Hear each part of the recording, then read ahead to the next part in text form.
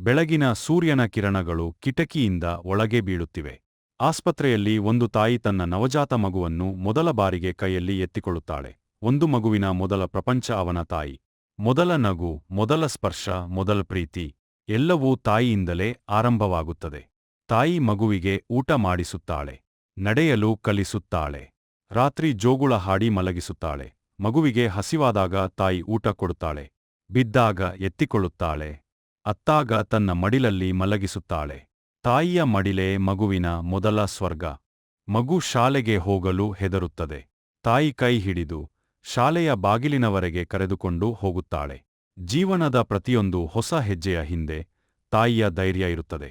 ಮಗುವಿನ ಕನಸುಗಳಿಗೆ ರೆಕ್ಕೆ ಕಟ್ಟುವವಳು ತಾಯಿಯೇ. ಮಗನಿಗೆ ಜ್ವರ ಬರುತ್ತದೆ. ತಾಯಿ ಇಡೀ ರಾತ್ರಿ ನಿದ್ರೆ ಮಾಡದೆ ಅವನನ್ನು ನೋಡಿಕೊಳ್ಳುತ್ತಾಳೆ. ತಾಯಿಗೆ ತನ್ನ ನೋವಿಗಿಂತ ಮಗುವಿನ ನೋವೇ ದೊಡ್ಡದು.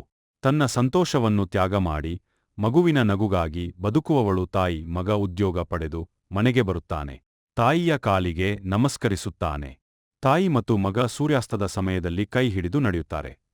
ದೇವರನ್ನು ಎಲ್ಲರೂ ಕಾಣಲು ಸಾಧ್ಯವಿಲ್ಲ. ಅದಕ್ಕಾಗಿಯೇ ದೇವರು ಪ್ರತಿಯೊಬ್ಬರಿಗೂ ತಾಯಿಯನ್ನು ಕೊಟ್ಟಿದ್ದಾನೆ.